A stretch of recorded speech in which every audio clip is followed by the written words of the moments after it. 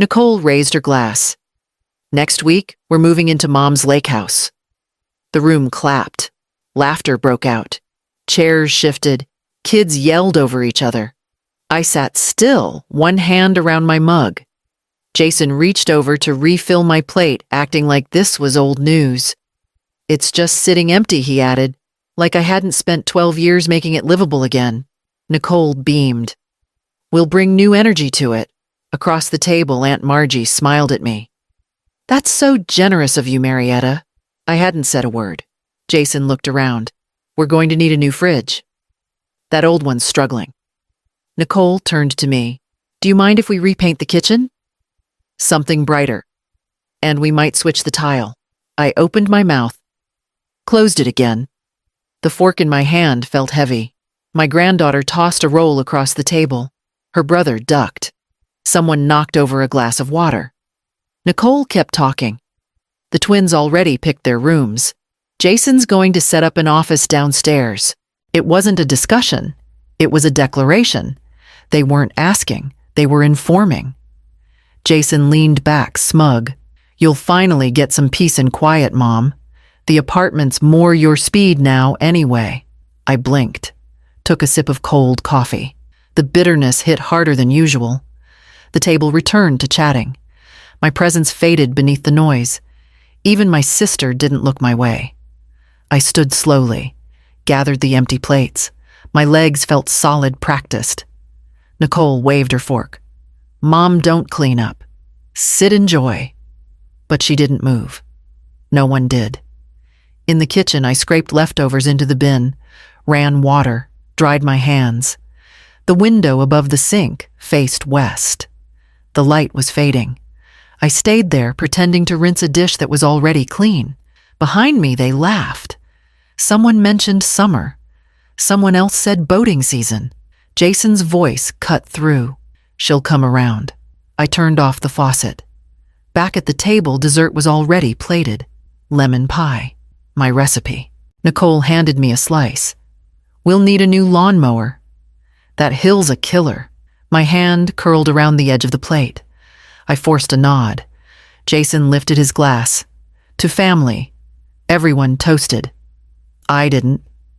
I smiled the way you do when you've been slapped but don't want to cause a scene. I stayed for another hour. Laughed when they laughed. Answered when spoken to. I hugged the kids, kissed Nicole's cheek. Jason walked me to the door like a dutiful son. He patted my arm. Thanks for being cool about it, Mom. It really helps. I nodded again. Got in my car. Pulled away without turning on the radio. Halfway home, I rolled down the window, let the air hit my face. The Lakehouse wasn't empty. It was full of work, full of my husband's shelves, his tools, the curtains I hemmed by hand. It was full of years, and none of them had been invited in. I parked at the Lakehouse, unlocked the door, walked in, stood in the dark. It didn't smell like emptiness. It smelled like sawdust, old paper, coffee grounds. In the attic behind the bookshelf, I reached for the drawer we had hidden. The folder was still there. Tomorrow, I'd call Miguel. I wiped down the counter. Nicole's list sat beside the empty pie plate. 2 pages. Typed. Each item was bolded. Remove the upstairs bed. Replace with king. Repaint den dark green. Donate floral drapes. Jason leaned against the fridge, still sipping from his wine glass. You'll finally have the place to yourself. Retirement looks good on you. I stacked the plates, didn't look up. He kept talking. You can breathe a little now. You've done your part, Mom. I rinsed the forks. Let the water run too long. The same faucet my husband installed. The one he cursed over for an hour before it stopped leaking. Nicole placed a sticky note on top of her list. Need to remove the hutch ASAP. Too old-fashioned. I said nothing. Took the trash out. She didn't follow. On the porch, the night was quiet. The moon reflected on the lake. The swing still creaked slightly in the wind, his swing. He used to sit there every evening after sanding the deck. Jason's voice called from inside. Don't forget to give us the spare key before we head out. I want to drop stuff off this weekend." I nodded. I didn't hand it over. Back inside, Nicole was wrapping leftover pie like it belonged to her. "The kids love this. We'll grab the recipe later." I dried my hands, picked up the mug from the counter. It still smelled like my coffee. My kitchen. She dropped the list into her tote. "Oh, and we'll bring in our own dishes. Yours are too heavy for the kids." I stood there, kept my smile small. Jason threw his arm around her. "You're going to love it, babe. That back room has great light. Could be your studio." The studio was mine. I hadn't painted in months, but it was still mine. I swallowed that thought and pulled the last dish from the drying rack. Nicole turned to me. "You don't mind if we swap the dining set, right?" She didn't wait for an answer. "We'll find something sleeker. Less heavy. Heavy. Like mahogany. Like grief. Like furniture that survived a marriage, 2 miscarriages, 1 heart attack, and 39 years." I nodded. Just barely. Jason clapped his hands. "This'll be good, Mom. New season for everyone." He meant you step aside now. They left after 10. Loud goodbyes. Nicole forgot her scarf and made me run it out to the car. Jason kissed my cheek and said, "You're a star." I waved them off. Closed the door. Locked it twice. Then I sat at the table they wanted to replace. Laid my hands flat against the wood. It was scratched. Worn. Solid. The list was gone, but I remembered every line. I pulled open the side drawer of the buffet. Took out the small box labeled M. Inside copies of the will. Tax records. Letters from the bank. And 1 flash drive marked in black Sharpie contract. It wasn't my first time being erased. I turned on the lamp, opened my laptop. There were documents to read, names to cross-check. Tomorrow, I'd call the county office. I opened my phone to check the weather. The notification blinked. Hail Family Planning, 54 messages. I frowned. I wasn't in that group. But someone had forwarded the thread to me. No name, no note, just the screenshots. First image, Nicole's name at the top. Nicole Hale. "Okay, kids' room is upstairs on the right. Jason and I will take the Lakeview Master. Office goes downstairs near the laundry room. Mom won't mind. Uncle Brett. So glad she's letting you have it. She always liked things quiet anyway. Cousin Hannah. Better use the space while it's still in the family, Nicole, exactly. It's not like she's using it." I scrolled. Photos of my living room taken from Nicole's phone during her last visit, marked up with red circles. Nicole replace couch. Paint walls white. Mount TV here. Jason says we'll redo the floor later. The next image showed my back porch with the note, "Perfect for summer parties." Maybe even Jason's birthday bash. My name wasn't tagged. Not once. They talked around me. Over me. Through me. But not to me. I closed the phone. Let it sit on the table. The walls felt tighter. Air heavier. I stood, went to the living room, stared at the spot where they'd marked the wall for a mounted TV. That wall held my husband's shelf. His collection of vintage lake maps. His copper compass. They wanted it gone. I walked to the back porch, looked out at the dock. That space wasn't for birthday parties. That space held ashes. Jason knew that. My hands shook. Not from rage, from clarity. They were building a future inside something I hadn't finished letting go of. They weren't asking. They were replacing. I went back to the kitchen. Sat. Poured a cup of coffee I hadn't wanted. The cup said Est. 1984, our wedding year. They'd probably call it ugly. Dated. Heavy. I opened my laptop. Pulled up the email thread with my lawyer. She had asked for updated appraisal documents. I had them. She had asked if I still held full title. I did. She had asked if I wanted to proceed quietly. I typed back, yes, quietly, but not slowly. My finger hovered over the mouse. Clicked. Send. I rose again, walked to the study, opened the safe. Inside, everything was still sealed. Contracts, Blueprints, Miguel's signed agreement. I double-checked the notarized date. 3 months ago. Planned. Filed. Untouched by their hands. I closed the safe. Turned off the lights. In the hallway, I passed the framed family photo from 3 summers ago. Nicole had her hand on Jason's shoulder. I was off to the side holding the camera remote. The photo was crooked. I straightened it. Then I went upstairs, opened the spare room closet, pulled down the box labeled Utilities, closed accounts. They'd need paperwork, power, water, internet. I'd make sure they'd get exactly what they asked for. Tomorrow, I'd print the documents. The first text came at 6:12 a.m. Nicole, hi Mom. Our water bill's insane this month. $318. Can you help cover it just this once? Then a photo of the invoice. I stared at it over coffee. Didn't reply. By 7:04, another message. Nicole. Oh, and the dryer just died. Might be the heating element. Could be $500 to fix. Let me know if you want to send directly to the landlord. No greeting, no question. Just expectation. At 9:00, Jason called.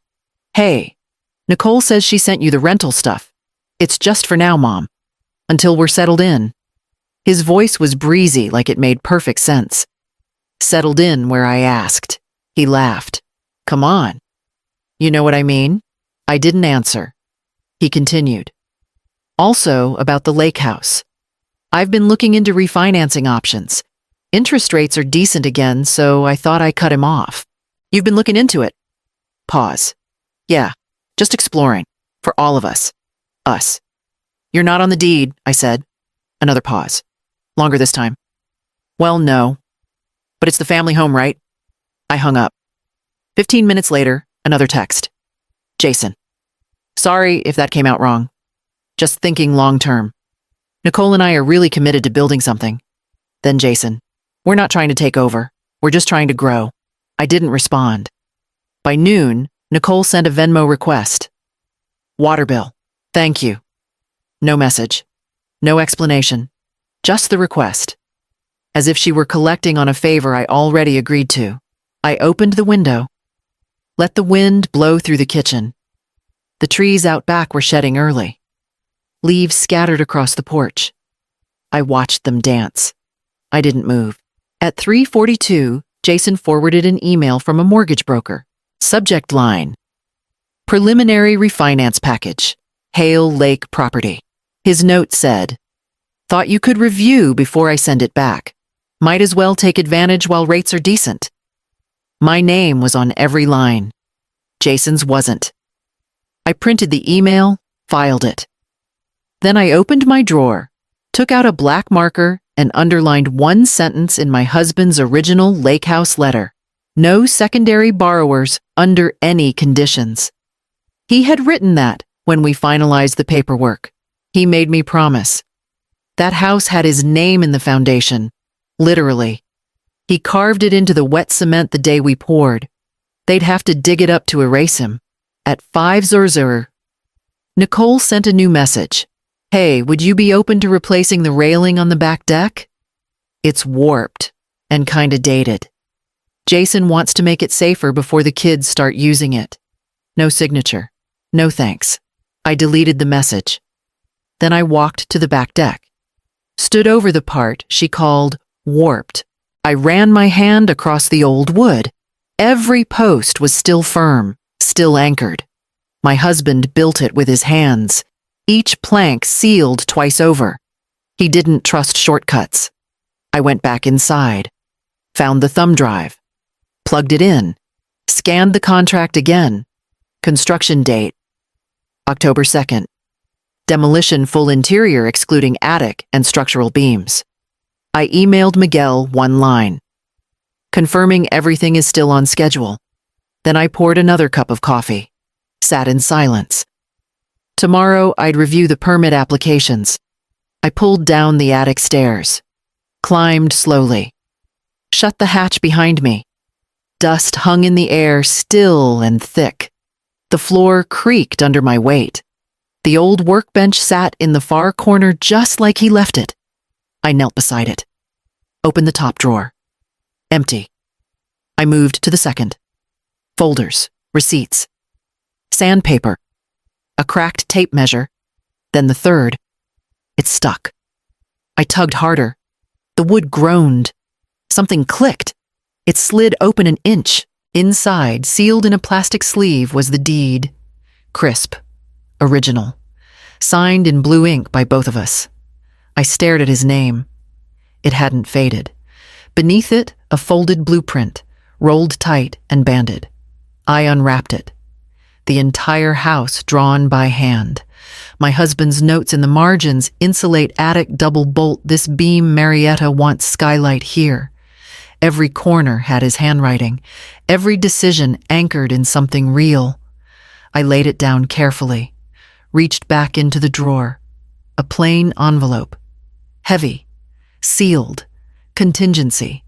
Miguel written across the front in his firm print. I didn't open it yet. I just held it. It smelled like sawdust. And permanence. He had planned for something. My breath slowed. My spine straightened. I sat back, legs crossed on the attic floor, envelope resting on my knee. They thought I had nothing but sentiment. But this was leverage. I opened it. Inside, a typed agreement. Dated 5 years ago. Miguel's signature already notarized. If triggered, he would act as project lead for full renovation, permitted filed already backdated into the county's queue. I checked the file timestamp. All legal. All processed. Miguel hadn't mentioned it, but he knew. Taped to the back, a smaller envelope. Inside, one key. Labeled workshop storage, south wall. I stood, crossed the attic, pulled away an old tarp covering the side cabinet, unlocked it. Inside, samples of hardwood tile-sealed paint swatches. A folder marked Phase 2. He had started designing a guest wing for later years, for when we'd host the grandkids. I sat again. The paper shook in my hand, but not from fear. I wasn't out of options. I never had been. They thought silence meant surrender. It never had. It meant preparation. I gathered everything: blueprint, envelope, spare key. Carried them downstairs. In the kitchen, I laid it all out. Snapped a photo. Texted Miguel. Ready when you are. Use original plan. Include Phase 2. 3 dots. Then his reply: confirmed. Crew is booked. Timeline unchanged. Permit office already notified. I sent one more text. Let's move up to Monday. He replied in under a minute. Understood. I stared out the window. The dock caught the last of the sun. Jason's voice echoed from 2 nights ago. You've done your part, Mom. He was right. Now I'd finish mine. Tomorrow I'd go into town. I parked in front of Jason's house. Didn't ring the bell. The kitchen window was open. Voices drifted out. I stepped closer, staying behind the lilac hedge. Jason's voice, low but sharp. Nicole wants it done before summer. If we wait, we might lose the buyer. Nicole's laugh followed. We can't drag this out. The market's too good. I gripped the hedge. The branches snapped under my hand. Jason again. She'll sign once she sees the numbers. She always does. Nicole. Then we list it quick before she changes her mind. The words landed heavy. They weren't moving in. They were moving me out. They were planning a sale. I pressed my palm against my chest. Felt my heartbeat fast and steady. Jason's voice shifted. I've already spoken to the broker. He says the renovations will add 50 grand easily. Nicole. And we'll make sure she stays out of the way. She hates conflict. Silence. Then Jason. We're doing this for the family. She'll understand later. I stepped back from the hedge. My heel caught on a stone. I didn't fall. I walked to the car, opened the door, sat. They were inside plotting. I was outside listening. The world tilted a little, but the air felt sharper, cleaner.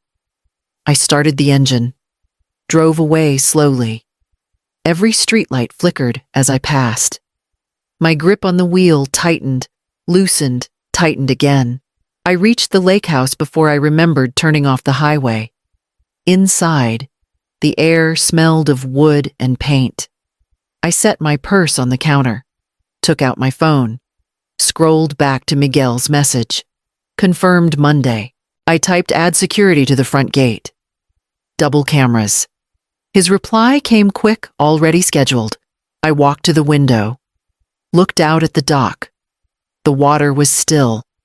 They thought I'd sign once I saw the numbers. They thought I'd stay out of the way. I sat at the table, pulled the blueprint closer, ran my fingers over the lines. Each mark had been made by someone who loved the house, not someone who wanted to flip it. My husband had sketched the guest wing for grandchildren. He never imagined a resale listing. I took out a pad, began writing, dates, names, screenshots. I wrote until my hand cramped.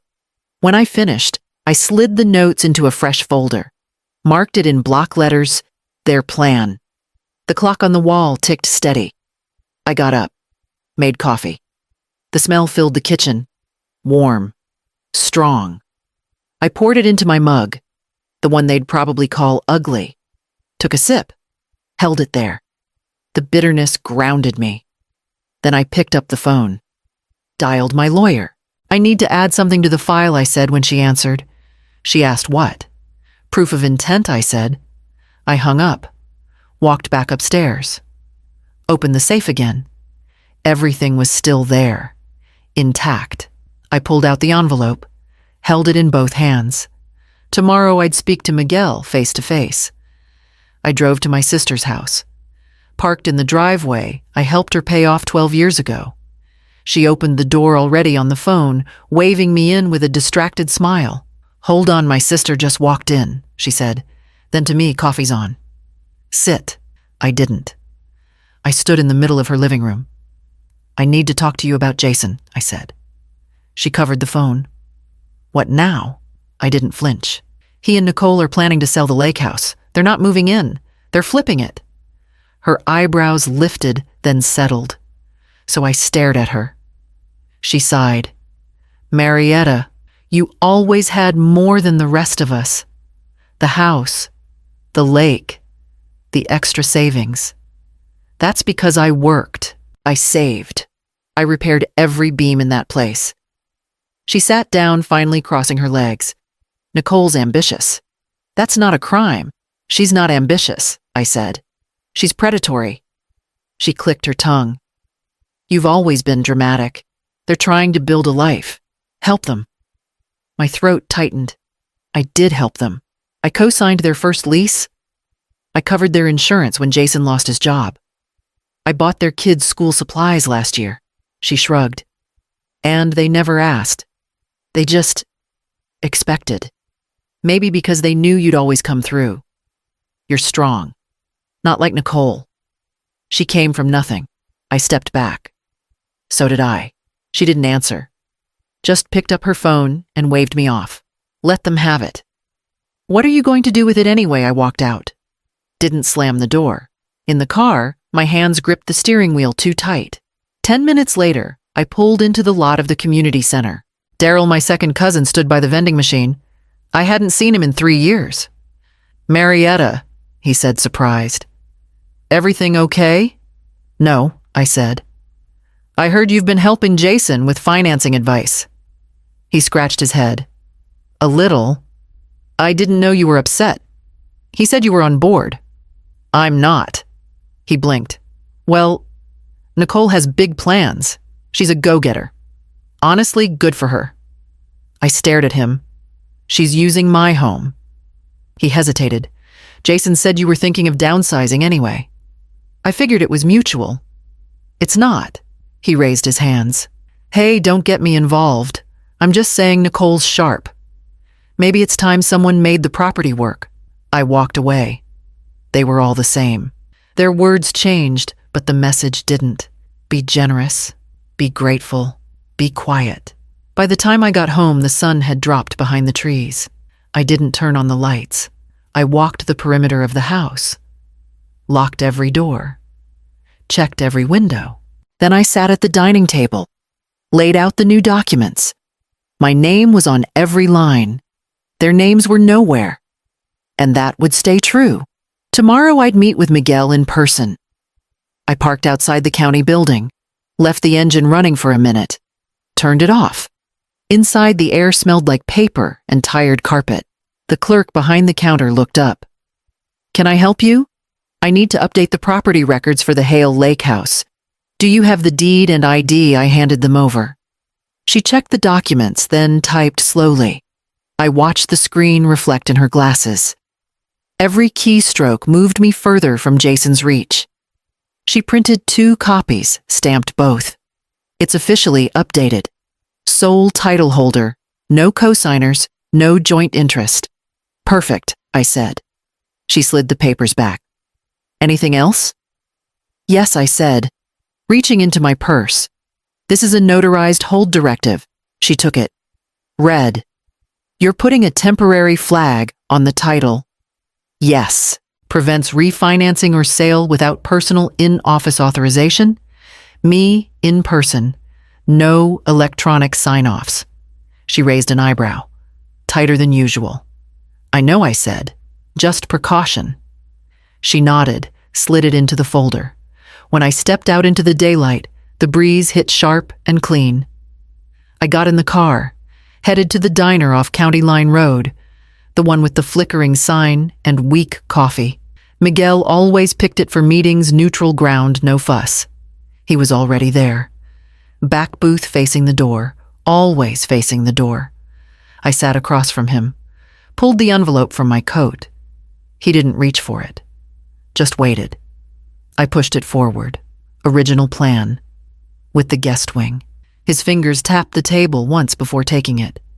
He slid it into his bag without opening it. "You sure?" he asked. "Completely." He nodded once. "Demolition starts Monday morning." "No delays," I said. "There won't be." The waitress poured us coffee. He added 2 sugars stirred. "They won't see it coming," he said. "That's the point?" He leaned back. "You've got the inspection coverage lined up." I nodded. "Permit office is aware. Structural report filed last week." He took a sip. Didn't smile, didn't frown. "They show up during demo, I expect them to." "Want me to post perimeter?" "Yes. Storage for anything left on site scheduled. If they leave anything, it goes to auction. Donations split." "Foster youth program," I said, just like he would have wanted. Miguel nodded slowly. "All right." We sat there for a moment. Just 2 people with coffee and consequences. He didn't ask about Jason. He knew better. He finished his cup. "You'll get pushback." "I already have," I said. "But not from anyone who matters." He stood. "See you Monday." "See you then." I watched him leave. Then I finished my coffee. Paid cash. Back in the car, I checked my phone. 2 texts from Jason. "Hey, just checking in. Everything okay? Nicole says we should start bringing over boxes next weekend." I didn't reply. Instead, I opened my notes app. Scrolled to the checklist. Next, notify the locksmith. Change the front and back locks. Install camera system. Then empty the garage. Store what matters, donate what doesn't. The prep was almost done. Tomorrow, I'd meet the locksmith. I opened the gate myself. Let the van in. The security team stepped out, quick and silent. No uniforms, just tools and purpose. They got to work. One on the main panel, one rerouting wires through the attic crawl space, another walking the perimeter checking blind spots. I moved room to room, unlocking doors, pointing out angles. They nodded, said little. That's why I hired them. No questions, just results. In the kitchen, I set the box down. Inside the new router encrypted hub and smart lock controller. Keep the cameras discreet, I said. They'll blend in, the tech replied. 4 exterior, 2 interior. All motion triggered, night vision cloud-based, no local storage. Perfect. He held up the key fob. This arms and disarms the entire system. But you'll also have app control. Understood. I signed. He handed me the first fob. The second went into a sealed envelope. I locked it in the safe upstairs. By noon, the old system was out. By 1, the new one ran silent. No beeps, no flashing lights, just clean lines and confidence. When they finished, they showed me the app interface. Camera views popped up. Dock, front drive, back porch, garage, kitchen. Check your notifications, one of them said. I opened my phone. System armed. New login registered. It felt like flipping a switch. They left without fanfare. Just another van pulling out of my gravel driveway. I gathered the old key sets, all 5, dropped them in a bag, drove to the hardware store. Inside, I handed the bag to the counter rep. These are being replaced. He didn't blink. Just got to work. 30 minutes later, I had all new locks. By sunset, the entire house had shifted under them, quietly, completely. Back home, I rerouted the mail. P.O. box confirmed. Forwarding started Monday. No more surprise deliveries. No more accidental drop-ins. Then I called Diane, my lawyer. She picked up on the second ring. Marietta. I'm ready. We reviewed 3 documents. First, the updated title restrictions. Second, the no contact clause, triggered only if property access was forced without consent. Third, the asset freeze authorization, drafted, not filed, just in case. We double-checked everything, notarized where needed. I'll file the last 2 only on your word, Diane said. Hold them for now, I replied. But they're ready. They're airtight. We sat in silence for a moment. Marietta, she said. Finally, you've done this carefully. I had to. Then let it work. I ended the call, put the phone down. And for the first time in weeks, I smiled, not because it was over, but because I knew it was about to begin. Tomorrow, I'd accept the dinner invitation. The truck turned up the gravel drive at 7:13 a.m., too early for a surprise, right on time for a plan. I watched from my truck, 1 turn down the road, windows up, engine off. Nicole jumped out first, ponytail high, sunglasses too big, clipboards and confidence. Jason followed slower, still in sneakers, still half asleep. The movers didn't wait for instruction. Ramp down, back open. Furniture padded in blue wrap and tape. Nicole pointed toward the front door. That way. We'll unload into the living room first. Jason pulled out his key, the original copy. Silver, scratched. He jammed it into the lock. Twisted. Nothing. He frowned. Tried again. Pulled back. What's wrong? Nicole asked. It's not working. She rolled her eyes. Try harder. He did. 3 times. Nothing. Then the panel above the door chirped. A robotic voice rang out loud, cold final. Unauthorized entry recorded. Alert sent to property owner. Nicole stepped back. What the hell was that? Jason looked up, saw the small black camera above the trim. Another chirp. The door remained locked. The movers paused. One of them asked, Ma'am, are you sure we have permission for this address? Nicole turned bright red. Of course we do. This is our house. Jason didn't correct her. I watched him pull out his phone. Dial. He turned, pacing the lawn. Left a message. Another call. I didn't pick up. Nicole pulled hers out too. Texted fast. Her shoulders stiffened. Then she turned to the movers.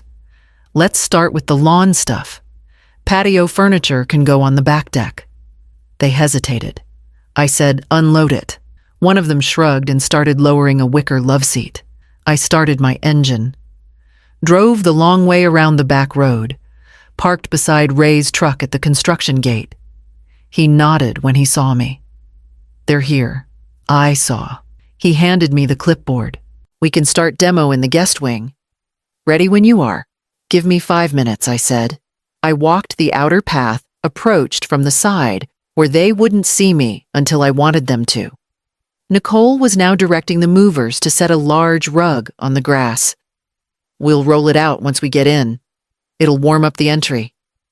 Jason spotted me first. Mom Nicole turned. Her voice dropped. Marietta. We didn't know you'd be here. I live here, I said. Jason motioned to the furniture. We thought you were staying in town this week. You thought wrong. Nicole gestured to the door. Your key's not working. Is there a trick to it? No trick. Jason stepped closer. Okay, look. There's no need for this to get dramatic. We're just trying to get started on the move. You're not moving in, I said. Nicole blinked. Excuse me. You were never moving in. Jason's jaw tightened. We already gave notice at the apartment. That's your problem. Nicole crossed her arms. You gave us permission. Don't pretend now like you didn't.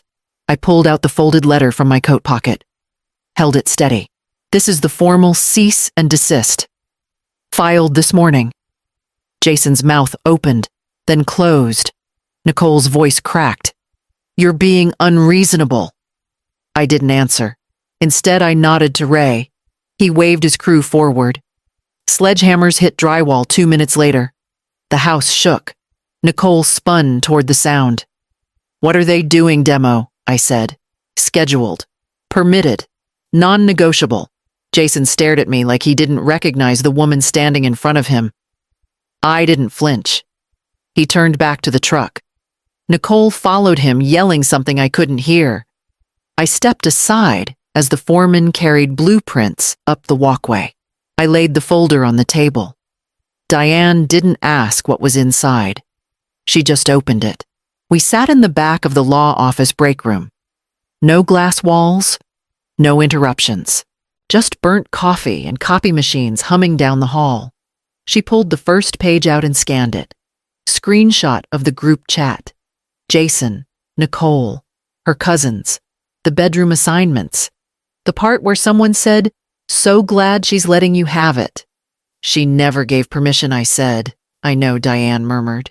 She moved to the next page. Text logs. Nicole asking for furniture measurements.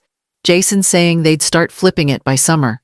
No lease, no agreement, no occupancy rights. And still, I stopped. Let the sentence fall. She nodded. Entitlement doesn't require paperwork. Then came the voice message. Jason's call. I had recorded it on my home line. Legal in our state. He said it'll be easier if you don't fight this. Nicole wants it handled quietly. Diane played it twice. She didn't flinch, just moved to the affidavit draft. We name it the displacement file. That's what it is, I said. Not eviction, displacement. She added a line to the cover page. Prepared in anticipation of malicious misrepresentation and undue influence toward vulnerable property owner. I stared at the word vulnerable. I don't feel vulnerable, I said. You're not, she replied. But the courts like the word. I signed each page. One by one. Steady hand. She notarized them in silence. Everything you need's in here, I said. Contractor permits, security camera footage, property value appraisals before and after demo, photos, receipts. She nodded. If they file a claim or try to play victim, we respond with this. If I asked, she gave me a look. When? I sipped the coffee. Bitter, thin, didn't matter. They'll escalate, I said. Diane folded the file closed. That's their pattern. They don't adjust, they provoke. And when provoking fails, they panic. I stood, collected my coat. Email me a copy. I already did. We walked toward the front. She paused before I reached the door. You want a restraining order prepared in advance? No, I said. Not yet. I want them to walk into the silence. She didn't argue, just said, You're ready. I am. I stepped out into the cold. Wind cut across the lot, sharp, familiar. In the distance, I saw the last delivery truck pulling out of the home improvement store. Supplies for the second phase were already en route. I started the car. The phone buzzed as I backed out. One text. From Nicole. We need to talk. Things have gotten out of hand. I didn't reply. Instead, I turned the wheel. Took the long road around the lake. The house would be quiet when I returned. Inside, the crew would have taped off the guest wing and started on the floorboards. The blueprint hung above the mantel, my copy. The new design already taking shape. Tomorrow we'd open the south wall. Let more light in. The email arrived before sunrise. Subject line, legal notice pending. Nicole wrote it like a lawyer, but I knew it was her voice under the stiff words. Failure to grant access may result in action for damages and hardship caused to minors.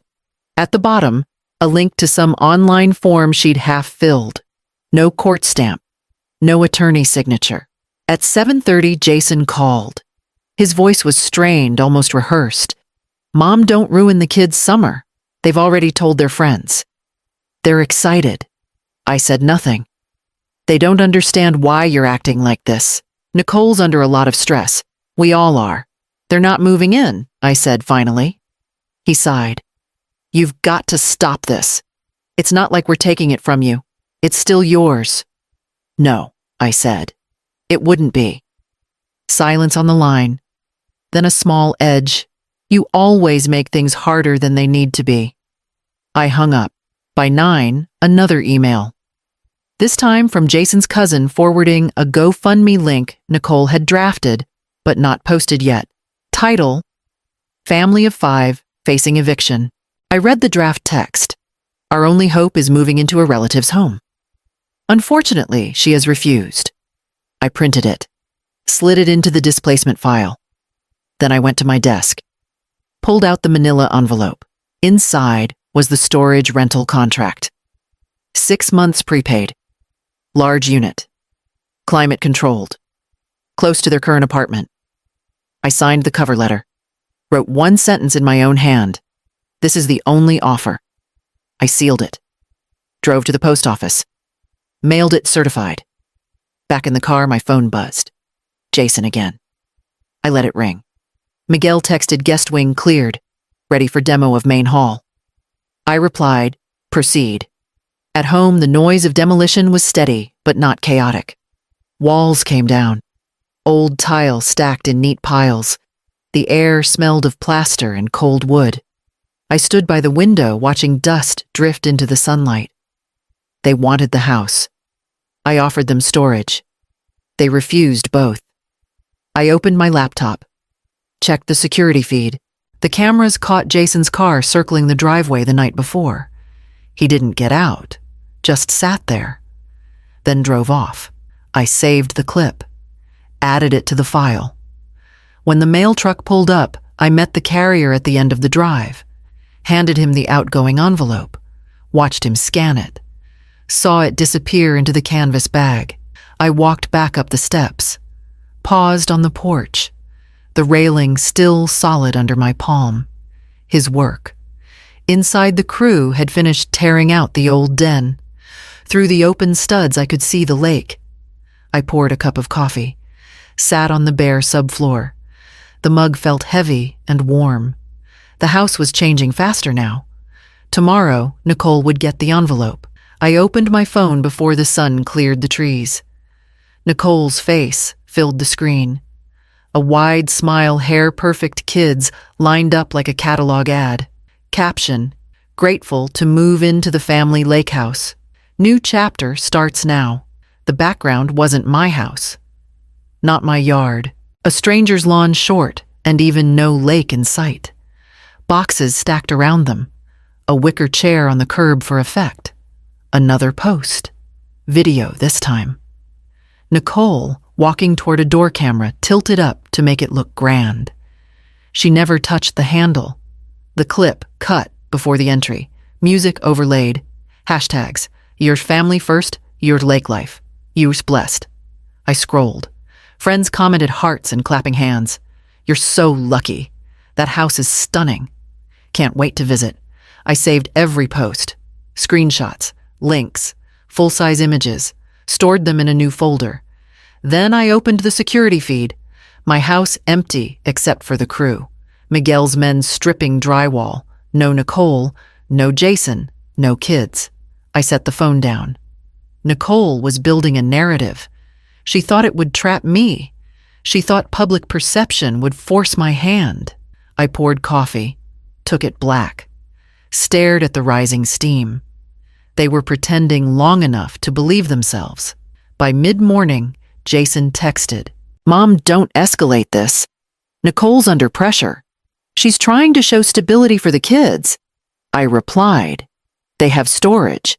They have options. They don't have the house." No answer. I opened my laptop, drafted a short email to Diane forwarding new screenshots. All dated, all public, attached everything, hit send. Miguel walked through the gutted hall with his clipboard. "We're ahead of schedule. Should I start the kitchen demo next?" "Yes," I said. He nodded. "Security company called. They'll send you the weekly log." "Good," I said. He left me with the echo of hammers and the smell of plaster dust. I walked into the master suite, what Nicole had called hers. Bare studs now. Sunlight shooting through slats. I imagined her captioning this open concept makeover begins. I shook my head. The illusion would last until the first real witness saw the truth.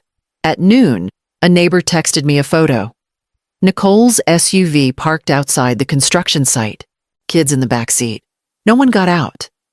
I watched on the camera feed. She sat there for 15 minutes, looking at the house, then drove away.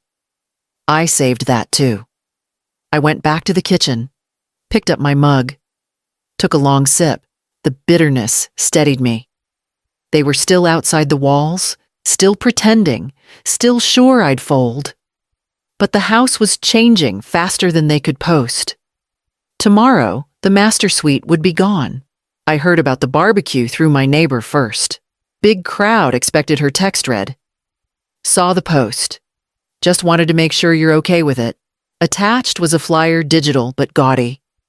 Red, white, and blue font. A stock image of a grill.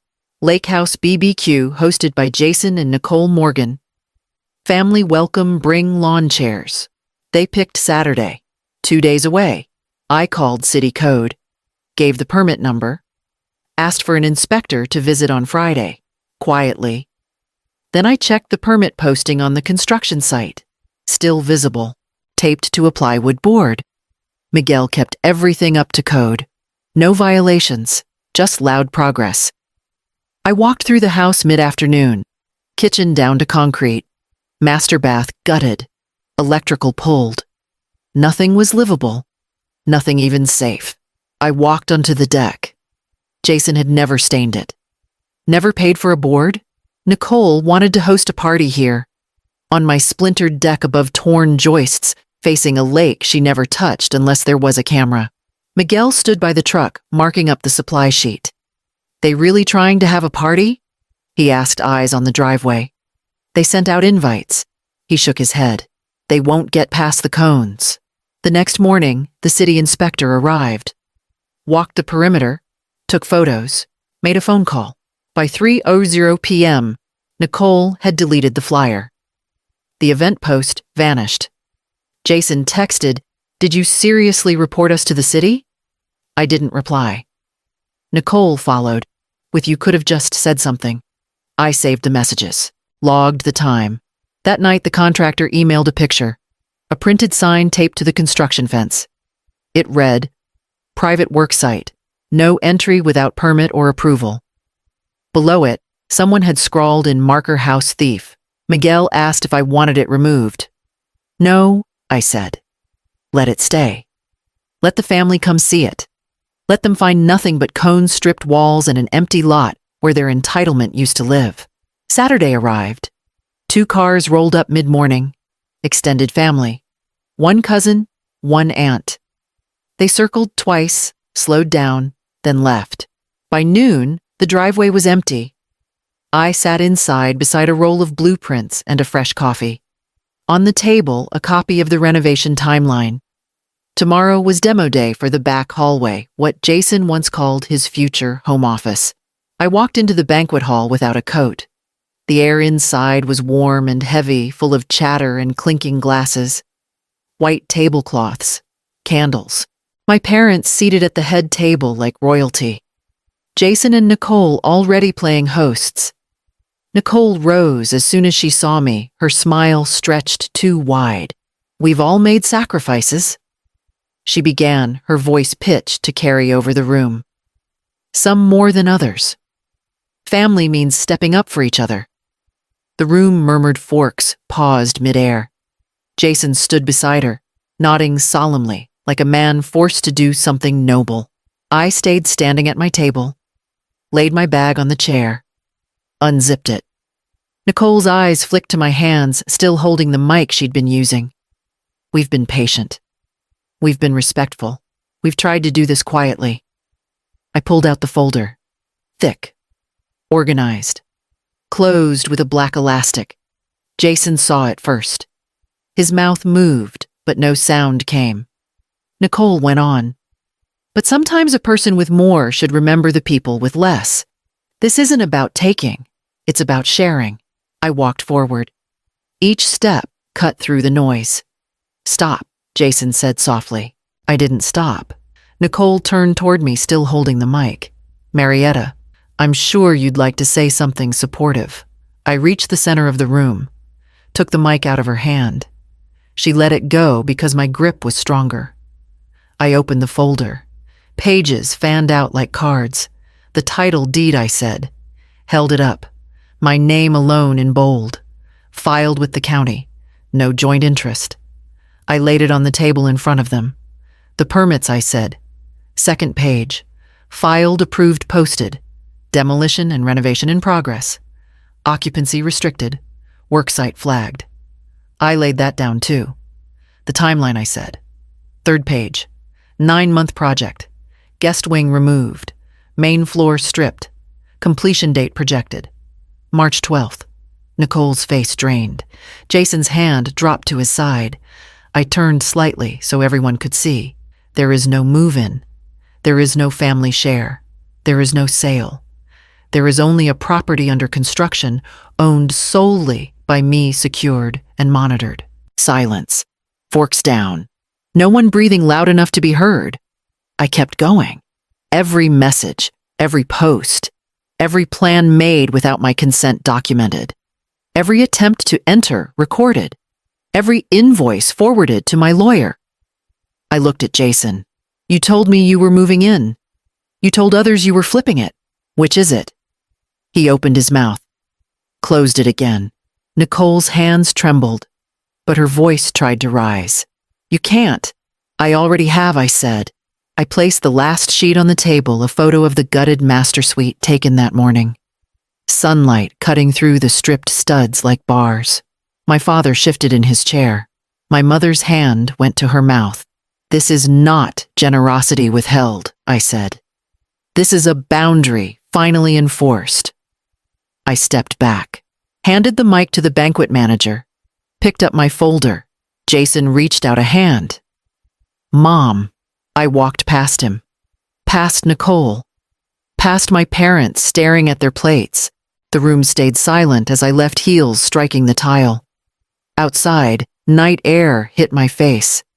My car waited at the curb. Tomorrow, the work at the Lakehouse would accelerate. I sent the message at 6:00 a.m. sharp. The renovation begins next week. Access suspended until completion. I set the phone down, waited. For a few minutes, dots blinked, then nothing.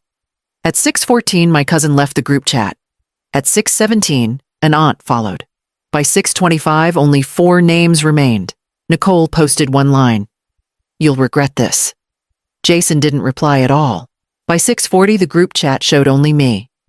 A gray no members banner at the top. I turned off the phone, poured coffee. The kitchen still smelled of plaster and sawdust from yesterday. Miguel's crew had packed up late. The floors were stripped, but swept clean. I stood at the window mug, warm in my hands, and watched a gull sweep across the lake. Silence had weight. Not the heavy kind I'd carried for years, but something lighter, like space. I went through my morning list. Checked the perimeter cameras, all green. Checked the lock logs. Only my entry recorded. No one else. I opened the displacement file. Added screenshots of the empty group chat. Saved them under withdrawal. Then I moved to the porch and sat on the step. The wood creaked under me, familiar.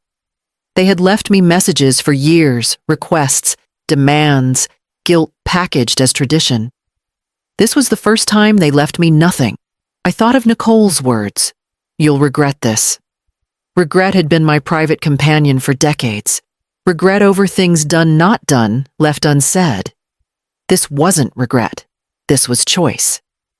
I drank the coffee slow, listened to the sound of hammers starting up inside. Miguel came out hard hat under his arm. Main hallway's clear. We'll start framing the new arch by noon. Do it, I said. He nodded, went back inside. I finished my cup, stood and walked back through the gutted living room. Bare studs on both sides, light slicing between them. Each beam a line on a map only I could read. I picked up my phone. Still empty. No new messages, no calls. I opened the security feed again. Camera 1 driveway empty. Camera 2 back gate locked. Camera 3 dock quiet. I closed the app. Put the phone in my pocket. In the quiet, I could hear my own breath. Even steady. Not bracing. Not waiting for the next blow. I went to the small office off the kitchen, set up a folding table, and laid out the blueprints. The contractor's pencil marks were already visible for the next stage, opening the south wall, widening the window, extending the deck. Phase 2 of the plan would make the house unrecognizable to anyone who thought they owned it. I made a note in the margin, called the tile supplier, confirmed delivery. Then I walked back outside and looked at the water. The surface was still, but under it the current moved fast, carrying everything downstream. Tomorrow, Miguel's men would start pulling out the last of the hallway walls. The dresser hit the grass with a thud. I stepped onto the porch. Nicole didn't look up. Mark unloaded another box, shoved it near the porch steps. We'll come back for the rest later, he muttered. I didn't reply. Nicole stood with her hands on her hips, surveying the scene like a queen overlooking new land. We had to move everything somewhere. Since you won't let us in, the yard will do. Then she walked off. Just like that. I stared at the pile. Scuffed nightstands, a broken lamp. Framed prints still wrapped in tissue. Most of it wasn't even theirs. I went inside. Dialed Lakefront Auctions. Pick up, the receptionist asked. How soon do you need it gone? Today, I said. Everything on the front lawn. No holds. She paused. Value range. Not my concern. Whatever you get, send it to the Foster Youth Learning Fund. Full donation. I hung up. By noon, the truck arrived. 2 workers stepped out, polite, efficient. I nodded toward the yard. All of it, one asked. Every piece. They started loading. No questions. No commentary. Just muscle and straps and cardboard. Nicole's SUV pulled back up halfway through. She slammed the door, ran up. What are you doing? I didn't move. Clearing my property. You can't sell our furniture? You left it unsecured. That makes it abandoned. Mark stayed in the car. Didn't even glance up. Nicole's face turned red. Those were heirlooms. Then you shouldn't have left them in the dirt. She pointed at the auction team. Stop. I'll call the police. I turned to the lead worker. You have the signed release correct. He held it up. My signature. Itemized list. Time-stamped photos. I stepped aside. Keep going. Nicole stood frozen, arms crossed, words jammed in her throat. She didn't scream. That surprised me.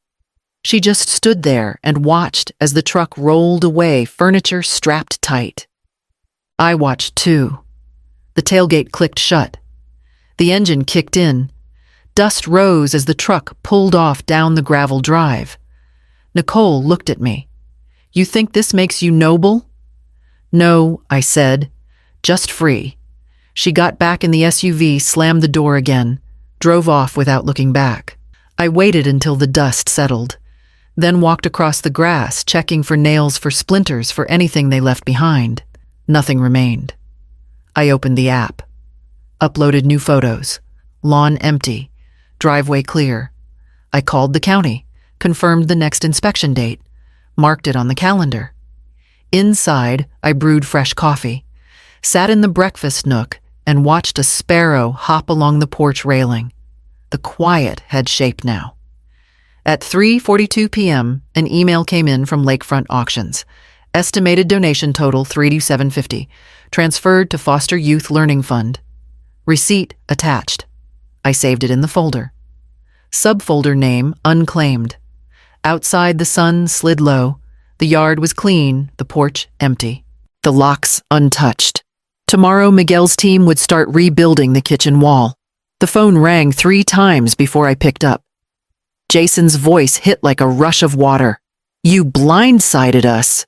We're sitting in a rental with no furniture. The kids are crying. Nicole's a wreck. How could you do this?" I let the silence stretch.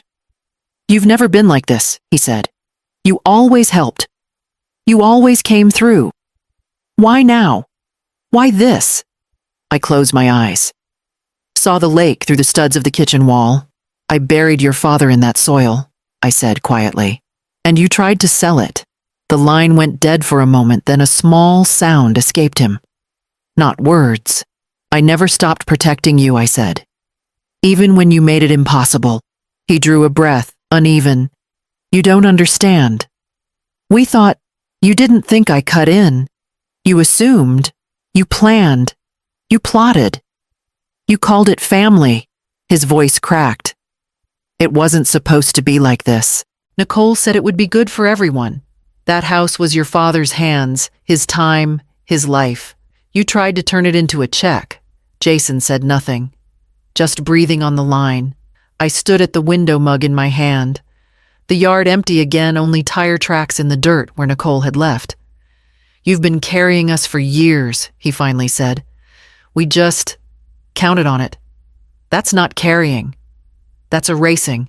Another pause. "The kids keep asking why Grandma's mad." "I'm not mad," I said. "I'm done." His voice dropped. "You're cutting us off.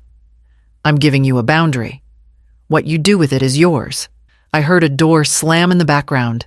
Nicole shouting faintly. Jason exhaled long. "I didn't know about the auction," he said. "I didn't know she left the furniture there." "I did," I said. "I knew exactly what she'd do. That's why it's gone." He made a sound like a laugh, but it wasn't. "You're different now." "No," I said. "I'm finally the same as I should have been." The line stayed open. He didn't hang up. I didn't either. "I don't know how to fix this," he whispered. "You start by fixing yourself," I said. "Not me. Not the house." The sound of his breath steadied. "I didn't mean to lose you." "You haven't lost me," I said. "You just don't own me." Another silence. Longer this time. Then the call disconnected. I set the phone down on the counter. The kitchen stripped to its bones around me. Miguel stepped in from the porch, wiping dust from his hands. "South wall's ready," he said. "We can open it up now if you're sure." "I'm sure," I said. He nodded and went back out calling to the crew. The first hammer hit the wall. Light poured through the opening. Tomorrow the new frame would rise where the old one stood. I pressed the envelope shut. Firm, flat, clean edges. No drama, no threats, just clarity. Inside a typed letter, 1 page, no emotion, just policy. Visits must be scheduled at least 72 hours in advance. No overnight stays without prior approval. No keys, no exceptions. Enclosed a check for $500. Memo line moving transition support. I addressed the envelope in my own handwriting. Calm strokes, no flourish. At the post office, I didn't hesitate. I slid it into the drop. A soft sound. Final. On the drive back, the sky turned gray, not dark, not storming, just quiet. Back home, the crew had gone for the day. The new windows stood framed in clean lines. The lake shimmered behind them, the old curtains gone. The view was honest now. I sat at the kitchen island, just drywall and plywood for now, and poured myself a coffee. No cinnamon, no garnish, just hot, bitter, and real. The checkbook still sat open on the counter. My pen uncapped. The folder nearby with everything else permits timelines, delivery receipts. I added one more document to it, a photocopy of the letter. Underneath, I clipped a note in my husband's handwriting. His old checklist for the renovation we never started. I'd found it tucked in a file behind the deed. His first line, "Open up the south wall. Let the sun in." I folded it carefully and added it to the stack. At dusk, I walked out to the mailbox one more time. No flyers. No surprise visits. No scribbled notes from Nicole. Just quiet. The lake barely moved. Inside, I brewed one more cup of coffee. Took it to the porch. Sat in the chair facing the yard where the furniture had once been dumped. The grass had started to rise again. Tomorrow, the flooring crew would arrive. The old carpet ripped out. The new oak ready to be laid. Stronger grain. Sealed right. No nails left loose. I took a sip. The mug warmed both hands. No phone calls, no demands, just a knock at the door. I didn't move. I already knew who it was. I filled the kettle. Waited. No footsteps upstairs. No hallway voices. No one asking if I'd seen the charger. Just steam and quiet. I pulled the blinds open. Let the light in slow. The room warmed inch by inch. New place, same sun. The chipped mug sat by the sink. I rinsed it, poured the coffee, held it with both hands. It still read, "Owner." Since 2003, they didn't take that. They couldn't. I stepped onto the back porch. The board still creaked. The railing had new paint. The mug fit perfectly on its edge. Just the right height to rest my hand. The lake didn't move. It didn't need to. Birdsong came from the trees. A heron stepped along the shoreline. Slow, measured, alone. I didn't check my phone. I knew it hadn't buzzed. Jason hadn't called. Nicole hadn't written. No more long paragraphs about family. No more group chat demands. No more guilt wrapped as concern. And that was fine. The porch furniture had changed. The cushions firmer. The table solid wood now, nothing fake, nothing borrowed. On the end of the porch sat a new box. Delivered yesterday. Inside, a cedar bird feeder. I hadn't opened it yet. I would. Maybe later. No rush. The wind shifted. A small breeze stirred the trees but left the water untouched. I sipped my coffee. No sugar, no cream. The mug clinked gently on the railing when I set it down. Below the deck, new boards waited to be sealed. Miguel would be back Monday. We'd finish the trim, then the fire pit, then the guest room. Not for them. Not anymore. For people who knock. People who ask. Inside the folder still sat on the table, but it didn't feel like armor now. Just paper, ink, and fact. I didn't need it to breathe anymore. I stood a while, not thinking, not waiting. Just there. The mug stayed warm. The view stayed wide. And for the first time in years, nothing needed explaining.